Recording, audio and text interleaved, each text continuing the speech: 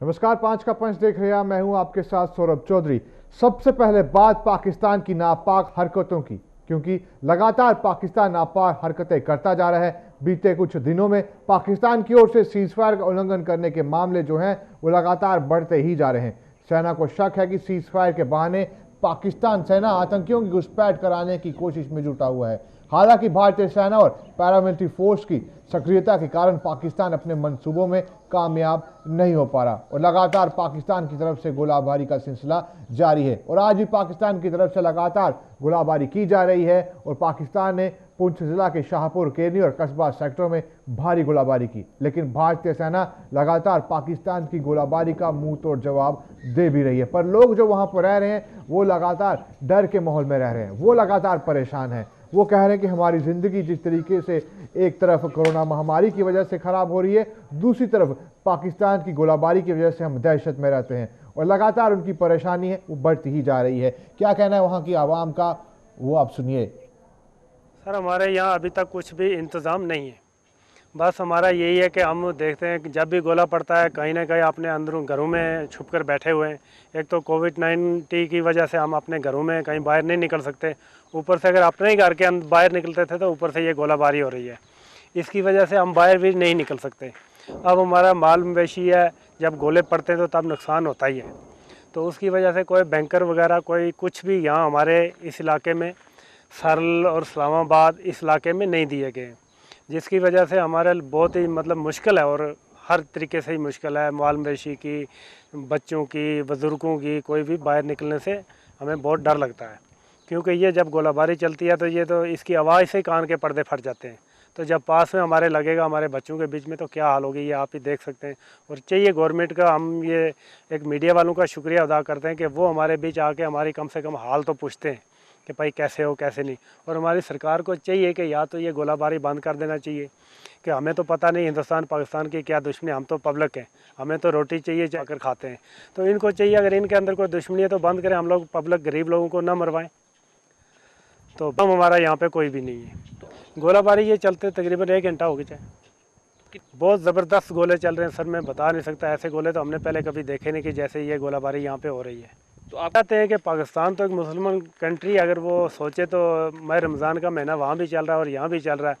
तो गोलेबारी से कोई इनका दुश्मन मरने वाला नहीं, गरीब ही मरने वाला। उनको चाहिए था कि आज रमज़ान में कोई रोज़ा रखे हुए अगर मरेगा तो वो भी तो पाकिस्तान को सोचना चाहिए कि ये गोलाबारी पब्लिक पर नहीं करनी चाहिए। गुलिस्तान न्यूज़ चैनल की टीम जीरो ग्राउंड रिपोर्टिंग दिखाने के लिए आपको इस वक्त मौजूद है ज़िला पुंछ के सरहदी गांव शाहपुर सेक्टर में। अगर हम बात करें, एक मरतबा फिर से आज जो है पाकिस्तान की तरफ से फायर की खिलाफवर्जी की गई है और पिछले तकरीबन 1 घंटे से लगातार जो है फायर की खिलाफवर्जी की जा रही है और यहाँ के रहायशी ठिकानों को निशाना बनाया जा रहा है। हम आपको बता दें, एक तरफ जहाँ कोरोना वायरस की वजह से पूरी दुनिया मुतासिर है और साथ ही साथ माह रमज़ान का मुकद्दस महीना भी चल रहा है, लेकिन इन सब के बावजूद जो है हमारा पड़ोसी देश अपनी नापाक हरकतों से बाज नहीं आ रहा है। और गुज़श्ता रोज भी जो है पाकिस्तान की तरफ से शाहपुर सेक्टर में फायर की खिलाफवर्जी की गई थी और अगर आज की बात करें तो दोबारा से जो है पाकिस्तान की तरफ से फायर की खिलाफवर्जी की जा रही है, जिसकी ज़द में यहाँ के रहायशी ठिकाने जिनमें कस्बा, कीरनी, मंधार और बांडी चेचियां को निशाना बनाया जा रहा है और शिद्दत की गोलाबारी भी की जा रही है। वहीं जम्मू कश्मीर के सुरनकोट में लोग बेहद परेशान हैं, क्योंकि इस गांव में नदी को पार करने के लिए अभी तक पुल नहीं बनाया गया और लकड़ी के पुल पर हमेशा हादसा होने का खतरा बना रहता है।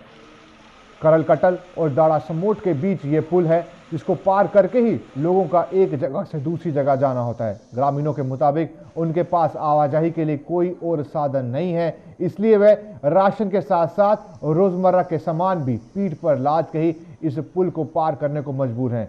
इस लकड़ी के पुल पर लोगों को हमेशा खतरा बना रहता है जान का। ग्रामीण कई वर्षों से पुल की मांग कर रहे हैं, लेकिन अब तक उनकी मांग ही पूरी नहीं हुई, इसलिए लोगों को मुश्किलें लगातार बढ़ती ही जा रही हैं। आप तस्वीरों में साफ देख सकते हैं किस तरीके से इस नदी का बहाव है और ये छोटा सा सक्रिय सा पुल है, जिस वक्त इस वक्त यहाँ पर मौजूद जब सारी तमाम जो गांव हैं, जो इनके साथ सटे हुए गांव हैं, एक मात्र पुल है जो दूसरे गांव को जोड़ता है। जो शहर की तरफ जाना हो तो इसी पुल से होकर जाना पड़ता है। और हालात देखिए किस तरीके से ये बुजुर्ग आदमी हाथ में सामान उठाए पुल को पार कर रहा है। आप स्थितियों को देख सकते हैं कि माहौल कितना ख़राब है। अगर एक भी जगह से पैर खिसका तो जान भी जा सकती है। परिस्थितियाँ इसी तरीके से लगभग काफ़ी वर्षों से बनी हुई हैं। प्रशासन को लगातार ग्रामीणों ने गुहार भी लगाई कि इस पुल का कुछ ना कुछ कीजिए, यहाँ पर एक पक्का पुल का निर्माण कीजिए, पर प्रशासन की आंखें अभी तक बंद है। प्रशासन का ध्यान इस ओर नहीं गया, प्रशासन का ध्यान इस गांव की ओर नहीं गया, प्रशासन का ध्यान इन ग्रामीणों की आवाज़ की ओर नहीं गया और ये ग्रामीण अभी भी परेशान हैं इस विपदा से, क्योंकि कहीं ना कहीं ये विपदा उनकी जान भी ले सकती है।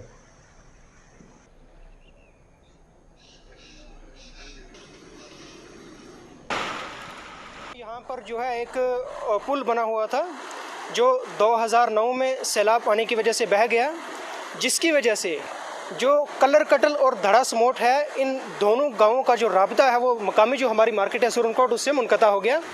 फिर जो है यहाँ पर मकामी लोगों ने चंदा इकट्ठा करके जो कि लकड़ी की जो ये पुली है, ये सीम ये बनवाई। लेकिन इसकी भी सबसे बड़ी दिक्कत यह है कि इस पर चलना तब ही मुमकिन हो पाता है जब मौसम साफ़ होगा। अगर बारिश होगी तो बारिश होने की वजह से ये बह जाएगी और उसके बाद जो है फिर से हमारा राब्ता जो है वो इस बाज़ार के साथ, अपनी जो मार्केट है इसके साथ मुनक़ता हो जाएगा। तो 2014 में जो है एक यहाँ पर पुल बना था, आपने देखा है कि ये जो इसके पिलर दोनों तरफ बने हुए हैं।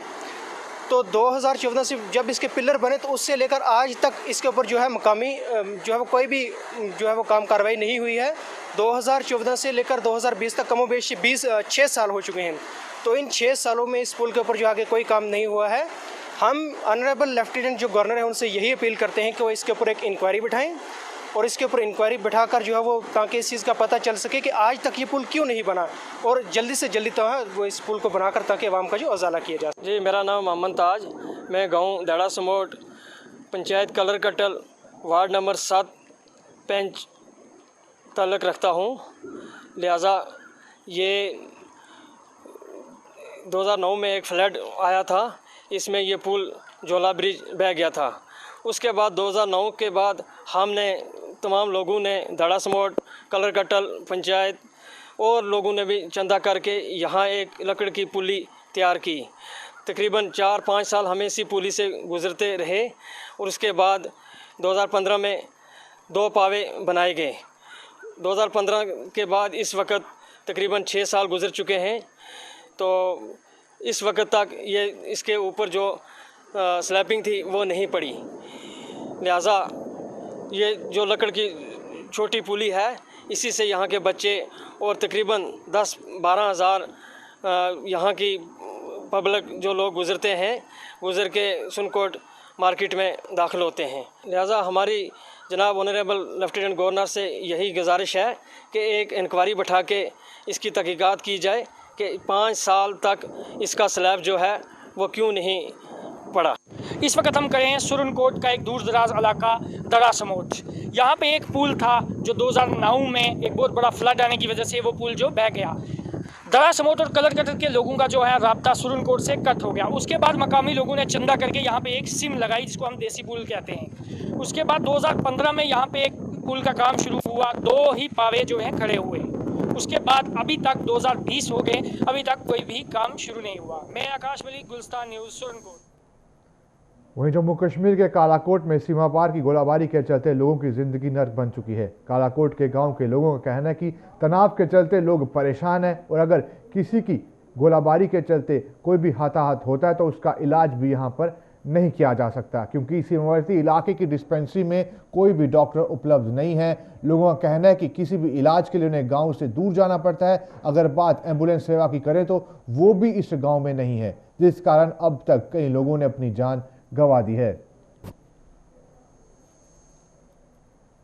ये बॉर्डर एरिया है, पाकिस्तान की शेलिंग आए दिन यहाँ पे होती है, तो जहाँ से पाकिस्तान 200 मीटर भी दूर नहीं है।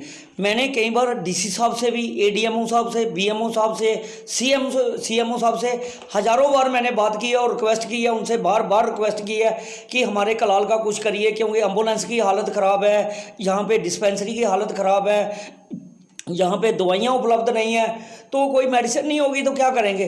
लेकिन आप देख रहे हैं कि जो अभी कोरोना वायरस की महामारी चल रही थी, ऊपर से फायरिंग भी है, लेकिन कोरोना के चलते हुए जो डॉक्टर हैं वहाँ वो ऑलरेडी इधर डेली आते थे पहले, लेकिन उनको अभी सेरी में उनकी ड्यूटी लगाई गई है, PSC सेरी है, वहाँ पर उनको उनकी ड्यूटी लगाई है। लेकिन ये सेंटर खाली है, 1 महीने से खाली है। डॉक्टर साहब फिर भी बीच में कभी कभी हफ्ते में 1-2 दिन आते हैं, लेकिन लोगों को प्रॉब्लम है। आपने देखा जैसे कल फायरिंग शुरू हो गई, कोई आदमी जख्मी हो जाता तो हमारे पास ना तो एम्बुलेंस है सही ढंग से जो लोगों को नौशहरा पहुंचाए, और ना ही हमारे पास ये जो डिस्पेंसरी है जहाँ पे कोई चीज़ उपलब्ध है। मैंने कई बार ADMO साहब से, DC साहब से, हर CMO साहब से भी गुजारिश की है, लेकिन कोई सुनने वाला नहीं है। ये इसके ऊपर कोई एक्शन होना चाहिए इसके ऊपर, क्योंकि ये गरीब लोग हैं, कहाँ जाएंगे? अभी किसी के पास किसी ने दवाई लेनी है, जहाँ कोई जख्मी हो जाएगा कहाँ जाएंगे? बॉर्डर का एरिया, ऊपर से जहाँ पे फ़ोन भी नहीं मिलते हैं, नेटवर्क की भी प्रॉब्लम है। नहीं, वही तो बात है, ड्राइवर कैसे इलाज कराएगा? ड्राइवर तो वो अपनी गाड़ी एम्बुलेंस चलाएगा, उसका तो इससे कोई मतलब नहीं है, लेकिन ये बेचारा फिर भी ड्यूटी कर रहा है। लेकिन गलत बात है ये। तो मैं कहूँगा कि अगर कोई किसी आदमी को जहाँ पे कोई रिएक्शन, कोई दवाई कर गई या कुछ हो गया, तो मैं BMO, CMO और DC साहब को हम नहीं छोड़ेंगे, क्योंकि एक ड्राइवर जहाँ पे बैठ के किसी को मेडिसिन देगा, दवाई देगा, तो उसका वो कभी भी गलत, उसने कोई ट्रेनिंग तो की नहीं, कोई डिप्लोमा तो है नहीं उसके पास, कभी भी कोई हादसा हो सकता है, कोई गलत टैबलेट दी जाएगी तो कुछ नुकसान हो जाएगा, तो वो सरकार जिम्मेदार है। सर डॉक्टर साहब सोमवार और वीरवार को आते हैं, वो दिन तो ड्राइवर में हूँ, मैं तो डिस्पेंसरी में सुबह 10 से 4 बजे तक मैं इधर रहता हूँ डिस्पेंसरी में। नहीं सर, मैं वैसे नहीं, मैं ड्राइवर हूँ। उसका पता नहीं, जब इमरजेंसी आती है तो डॉक्टर साहब को फ़ोन करके मैं एमरजेंसी शिफ्ट कर देता हूँ। सर हमें तो इमरजेंसी में पट्टी सिटी कर सकते हैं, हमारे पास जो हमारे पास फर्स्ट एड में हम कर देते हैं, तो वो तो हम ज़्यादा नहीं कर सकते, फर्स्ट एड हम करते हैं। क्या करें सर, करना पड़ता है। डॉक्टर साहब नहीं है तो मेरे तो सर अभी 14 साल हो गए मैं इसी डिपार्टमेंट में। सर डॉक्टर साहब 2 दिन आते हैं, ये कोरोना की वजह से तो हमें ड्यूटी वहाँ लगी हुई है PSC सेरी में। वैसे तो और दिन तो पक्का आते थे, पहले आते थे डेली। एक PTS है तो वो अभी है नहीं यहाँ पे, सुबह सफाई करके आए तो आए ही नहीं है। चलिए, ये हालात देख रहे हैं किस तरीके से ये स्वास्थ्य विभाग की हालात है, कार्य प्रणाली है। एक जो ड्राइवर है उसे बिठाया गया कुर्सी पर, डिस्पेंसरी पर। कलाल की ये पूरी वारदात आपको बता रहे। कलाल में ये जो डिस्पेंसरी है वहाँ पर एक ड्राइवर बैठता है और लोगों को वो दवाइयाँ देता है। आप देख सकते हैं कितना गंभीर ये मामला हो सकता है। ड्राइवर खुद कह रहा है कि मुझे बस पट्टी बांध नहीं आती, पर जो डॉक्टर साहब हैं वो हफ्ते में बस 2 दिन आते हैं, बाकी दिन मैं यहाँ पर मौजूद रहता हूँ। और जो मरीज़ वहाँ पर आते हैं, उनके तीमानदार वहाँ पर आ रहे हैं, वो साफ साफ कह रहे हैं कि अगर ये कोई भी दवाई देगा तो कोई भी रिएक्शन हो सकता है। उसके बाद यहाँ पर कोई एम्बुलेंस की सेवा तक उपलब्ध नहीं है। आप सोचिए कितना गंभीर ये मामला हो सकता है। कई ऐसे लोग हैं जिन्होंने अपनी जान भी इसी वजह से गंवाई है, क्योंकि वहाँ पर एम्बुलेंस मौजूद नहीं है। साथ ही साथ सीमावर्ती इलाका है और यहाँ पर लगातार पाकिस्तान की तरफ से गोलाबारी भी की जाती है। पर उसके बाद जो यहाँ पर डिस्पेंसरी मौजूद है उसकी आप हालत देखिए कि एक ड्राइवर है, वो डॉक्टर की कुर्सी पर बैठा हुआ है और वो लोगों को दवाइयाँ दे रहा है, लोगों का इलाज कर रहा है। और जो डॉक्टर साहब है, जो यहाँ की तनख्वाह लेते हैं, जो यहाँ पे जिनकी वजह से उनके घर की रोटी चलती है, वो डॉक्टर साहब घर पर बैठ के आराम फरमा रहे हैं। तो कहीं ना कहीं स्वास्थ्य विभाग हमारा डगमगाता हुआ, हमारा लचर व्यवस्था है, उसके सबूत आप यहाँ पर साफ कलाल की डिस्पेंसरी में देख सकते हैं। वहीं कोरोना के 8 नए मामले श्रीनगर सिटी अस्पताल से सामने है। इस वक्त की बड़ी खबर, सबसे पहले आपको बता दें, जम्मू कश्मीर में लगातार जिस तरीके से मामले बढ़ते जा रहे हैं, 8 नए मामले श्रीनगर के सिटी अस्पताल से एक बार फिर से सामने आए हैं। जिस तरीके से लगातार मामलों में इजाफा होता जा रहा है, उसके बाद अब कश्मीर से खबर सामने निकल कर आ रही है कि 8 नए मामले और आ गए हैं। लगातार जिस तरीके से ये आंकड़े बढ़ते जा रहे हैं, 800 के करीब ये जम्मू कश्मीर में संक्रमित मरीजों का आंकड़ा पहुंचने वाला है। और सबसे ज़्यादा मामले कश्मीर घाटी से ही निकल कर आ रहे हैं। लगातार कश्मीर घाटी में जिस तरीके से टेस्टिंग की जा रही है, उसके बाद मामले भी सामने निकल के आते जा रहे हैं। ये टेस्टिंग काफ़ी तेज़ की जा रही है, लोगों तक पहुंचा जा रहा है। जो क्वारंटाइन सेंटर में लोग रखे थे उनकी टेस्टिंग भी की जा रही है। तमाम उन मोहल्लों में भी जाया जा रहा है, जो रेड सील इलाके हैं, रेड जोन इलाके हैं, वहां पर भी लोगों की टेस्टिंग की जा रही है। उसके बाद लगातार नतीजे भी सामने आ रहे हैं। 8 नए मामले आज फिर से श्रीनगर सिटी अस्पताल से निकल कर आए। सनम इजाज हमारे साथ कश्मीर घाटी से जुड़ चुके हैं। सनम, 8 नए मामले निकल कर आए, और क्या मामले 8 पुख्ता जानकारी है कि 8 नए मामले सामने निकल कर आ गए हैं? देखिए सौरभ, 8 में से अभी 6 और ऐड कर दीजिएगा। ये 8 जो पहले हैं ये श्रीनगर के चर्च हॉस्पिटल से आए हैं, और 6 जो अभी के हैं ये श्रीनगर के सिकम्स हॉस्पिटल से आए हैं। यानी कुल मिला के अभी 14 हुए हैं अभी तक के आज दिन के। और अच्छी खबर इसमें यह है कि श्रीनगर के सिकम्स में आज करीबन 1400 टेस्ट हुए, और इन 14 में से ये 6 पॉजिटिव आए हैं। ये अच्छी खबर है। बड़े पैमाने पे टेस्ट हुए और उनमें 6 आए हैं। यहाँ श्रीनगर के सीडी हॉस्पिटल में भी 1000 के करीब आया है, और वहां पे 8 आए। यानी ये जो कुल मिला के 14 जो अभी तक के हैं आंकड़े, ये श्रीनगर के 2 बड़े स्थल में। और इसमें आज थोड़ी चिंता वाली बात वही शोपियां है। शोपियां के जिले में 4 आए हैं, बाकी ओवरऑल 1-2 करके डिस्ट्रीब्यूट होकर आए हैं। शोपियां में 4 केसेस आए हैं, बाकी जो है ये 6 आए, शोपियां में 6 आए हैं, और बाकी जो है ये हर डिस्ट्रिक्ट से, कुलगाम से 1, अनंतनाग से 1, इसी तरह हर जगह से 1 आया है। तो सर एक बार फिर से बता दीजिए टोटल आंकड़े, अगर बात करें खाली कश्मीर संभाग के, तो टोटल ये फिगर्स कहां तक पहुंच गई अब? टोटल आंकड़े जो हैं हम लगभग 700 का पार हो चुके हैं। अगर अभी तक के 14 मिलाए जाएं तो अभी आपको बताऊं 8 जो हैं वो श्रीनगर के सीडी हॉस्पिटल से आए हैं, 6 जो हैं ये टोटल में हमें श्रीनगर के चर्च ये जो सिक्किम्स अथॉरिटी वहां से आए हैं। तो ये 14 और 8 6 और 8 14 जो केसेस हैं ये नॉर्थ कश्मीर के शोपियां में से 6 ज्यादा तौर पे आए हैं। ओवरऑल देखा जाए तो ये जो ग्राफ है कश्मीर में, लेकिन एक दुखद की खबर है जो हमने सुबह भी चलाई थी कि वो जो कल शाम को यहाँ 32 साल के एक नौजवान जो है जो कोविड से पॉजिटिव होकर मरा है, वो दुखद खबर है। और एक खबर कश्मीर के लेकर दूसरी ये भी है कि श्रीनगर के और टाउन यानी शहर खास का एक बुजुर्ग आदमी जो इलाज के लिए महाराष्ट्र मुंबई गया हुआ था, उसकी वहां पे मौत हुई है, और वो भी कोविड पॉजिटिव से उसकी मौत हुई है। ये 2 खबरें जो है ये कश्मीर के हवाले से, लेकिन एक की श्रीनगर में डेथ हुई है और एक की वहां पे। लेकिन श्रीनगर में डेथ जो है वो थोड़ी खतरनाक मामला है, क्योंकि वो 32 साल का नौजवान है सौरभ। और अभी तक इस पे पुख्ता जानकारी यही है कि 14 मामले अब पूरे कश्मीर घाटी से निकलकर नए आए हैं।